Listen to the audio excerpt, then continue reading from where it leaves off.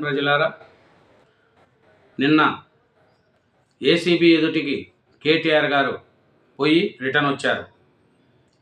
ఏమంటే తమ లాయర్లను కూడా అనుమతించాలంటూ అతను ఏసీబీ ఆఫీస్కి వెళ్లకుండా రిటర్న్ వచ్చారు. అక్కడ ఏం జరిగింది, ఏమి పూర్తి వివరాలు తెలుసుకునే ముందు నా ఛానల్ను సబ్స్క్రైబ్ చేయని వాళ్ళు దయవుంచి సబ్స్క్రైబ్ చేయండి, నా వీడియోను ఒక లైక్ చేయండి. Thank you very much. And ఏం జరిగింది, కేటీఆర్ గారు ఎందుకు హాజరు కాలేదు? ఫార్ములా ఈ రేస్ కేసులో మరో మలుపు, తెరపైకి ఎలక్ట్రో బాండ్లు వ్యవహారము. బీఆర్ఎస్కు 41 కోట్లు సమకూర్చిన గ్రీన్కో అనుబంధ సమస్యలు. ఈ అంశంపై ఏసీబీ దృష్టి. ఒప్పందం నుంచి ఎస్ నెక్స్ట్ జెన్ వైదొలిగిన ప్రశ్నించకపోవడంపై అనుమానాలు. ఫార్ములా ఈ రేస్ వ్యవహారంలో తాజాగా గ్రీన్కో అనుబంధ సమస్యల ఎలక్ట్రానిక్ బాండ్ల వ్యవహారం తెరపైకి వచ్చింది. ఫార్ములా ఈ ఒప్పందానికి ముందు ఎలక్ట్రల్ బాండ్ల రూపంలో బీఆర్ఎస్కు 41 కోట్లు ఇవ్వడంపై అవినీతి నిరోధక శాఖ దృష్టి సాధించింది. 2022 అక్టోబర్ 25న రేసు నిర్వహణకు సంబంధించి త్రైపాక్షిక ఒప్పందం జరగగా, అంతకుముందు అదే ఏడాది ఏప్రిల్లో 31 కోట్లు, అక్టోబర్లో 10 కోట్లు గ్రీన్కో అనుబంధ సమస్యలు ఎలక్ట్రికల్ బాండ్లను సమకూర్చడంపై ఏసీబీ ఆరా తీస్తుంది. చూడండి, వీళ్ళు ఫార్ములా ఈ రేస్ కేసు ఇచ్చారు కదా కేటీఆర్ గారు, ఎవరికి? గ్రీన్కో అనుబంధ వాళ్ళకి ఇచ్చారంట. వాళ్ళకి 55 కోట్లకి ఇస్తే దాంట్లో 41 కోట్లు ఎతకొచ్చి పార్టీ పండించారు. అది ఇప్పుడు జరుగుతున్నది. దాన్ని ఏమంటారంటే, మీకు ఈ పని చేసాం మాకేమిస్తారు అంటే, జగన్ గారు ఎలా ఏం చేశాడో సేమ్ కేటీఆర్ గారు కూడా అలా చేశారు. అప్పుడు జగన్ గారు వాళ్ళ రాజశేఖర రెడ్డి గారిని సీఎంగా ఉన్నప్పుడు ఎలా చేశాడు, అరవిందో పామ వాళ్ళకి, ఎట్రో వాళ్ళకి అంతా చాలా పెద్ద పెద్ద వాళ్ళకు చూడండి భూములు ఇచ్చి వాళ్ళ దగ్గర నుంచి పెట్టుబడులు పెట్టుకొని, అట్టగా కేటీఆర్ గారు కూడా ఏం చేశారు, ఈ కార్ రేస్ కేసుది 55 కోట్లది ఇస్తే వాళ్ళు 41 కోట్లు మళ్ళీ ఈయనకు పార్టీ ఫండ్ ఇచ్చారు. దాని మీద చర్చ అంతా నడుస్తుంది.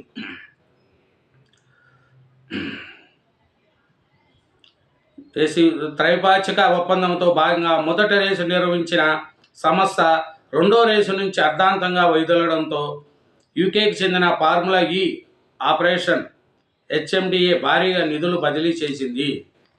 చూడండి,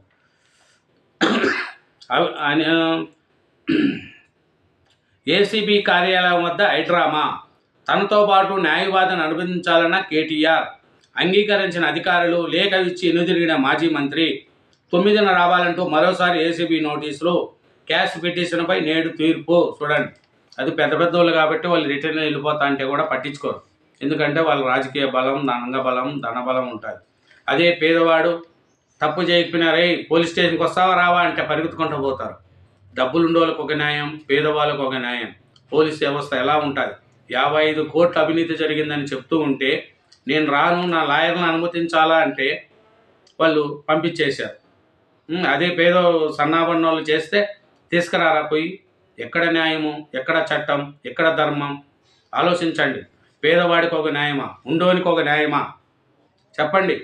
55 కోట్లు అవినీతి జరిగిందని చెప్తూ ఉంటే అతను ఏసీబీ ఆఫీస్కి రావడానికి మా లాయర్లను అనుమతించాలా అని అడుగుతున్నాడు.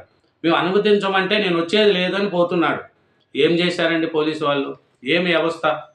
మీరే ఆలోచించండి ప్రజలారా. మనం చేసిన తప్ప? నేను అడగడం తప్ప? చెప్పండి.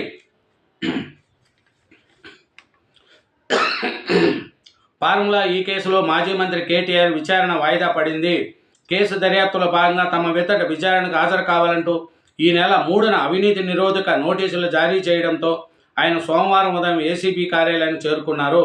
తనతో పాటు విచారణకు న్యాయవాదిని అనుమతించాలని కేటీఆర్ పట్టుబట్టగా పోలీసులు, ఏసీబీ అధికారులు మాత్రం అందుకు ఈలుపడదని స్పష్టం చేయడంతో ఏసీబీ కార్యాలయం వద్ద హైడ్రామా నెలకొనింది. చూడండి, వాళ్ళ అధికారులు కూడా రావాలంట, లేకపోతే రానంటాడంట. మళ్ళీ ఏది న్యాయం అండి? మీరే చెప్పండి. న్యాయం అంటే అందరికీ న్యాయం ఉండాలిగా. ఒకరికో న్యాయము, ఇంకొకరికో న్యాయమా? మీరే ఆలోచించండి. చట్టము అందరికీ ఒకటే కదా,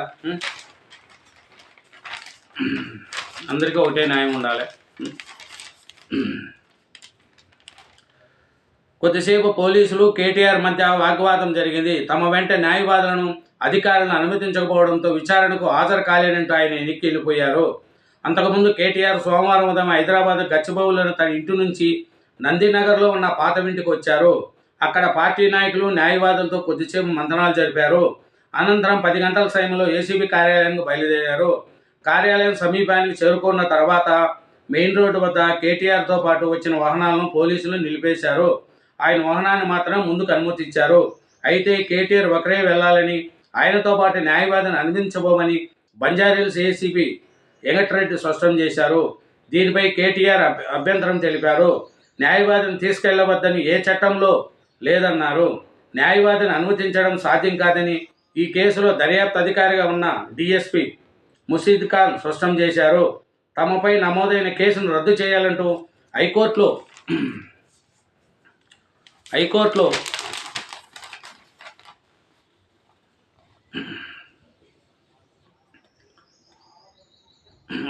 దాఖలు చేసిన పిటిషన్పై వాదనలు పూర్తయ్యాయని, తీర్పు రిజర్వ్లో ఉందని, ఇలాంటి సమయంలో తమ విచారణకు పిలవాల్సిన అవసరం లేదని కేటీఆర్ అన్నారు.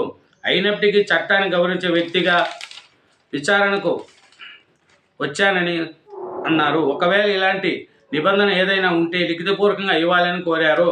కొద్దిసేపు అక్కడే ఉన్న కేటీఆర్ అప్పటికే సిద్ధంగా ఉన్న లేఖను ఏసీబీ డీఎస్పీకి ఇచ్చి ఆయన సంతకం తీసుకున్నారు. అనంతరం మీడియాతో మాట్లాడి ఎనుదిరుగ్గా ఈ నెల 9న విచారణకు రావాలంటూ సోమవారం సాయంత్రం ఏసీబీ అధికారులు మరోసారి నోటీసులు ఇచ్చారు. మరోవైపు మంగళవారం ఈడీ విచారణకు రాలేనంటూ కేటీఆర్ ఈ మెయిల్ ద్వారా సమాచారం పంపించారు. చూడండి, తమ ప్రాథమిక హక్కులకు భంగం కలగకుండా చూసుకోవాల్సిన బాధ్యత తనపై ఉందని కేటీఆర్ తెలిపారు. ఏసీబీ కార్యాలయం వద్ద ఆయన మీడియాతో మాట్లాడుతూ లగచర్ల కేసులో పట్నం నరేందర్ రెడ్డి చెప్పినట్లు వాంగ్మూలంలో నమోదు చేశారు. న్యాయస్థానంలోనూ అలా చేస్తారన్న ఉద్దేశంతోనే న్యాయవాదిని అనుమతించాలని కోరాను. కరెక్టే కేటీఆర్ గారు, మీరు అధికారంలో ఉన్నప్పుడు అందరికీ అలాగే చేశారా? న్యాయవాదులు పిలుచుకోండి, మిమ్మల్ని విచారిస్తామని పిలిచారా? మీ కాడికి వచ్చేవాడికి ఒక న్యాయం, ఇంకొకరి కాడికి వచ్చేవారికి న్యాయమా అండి ఇది?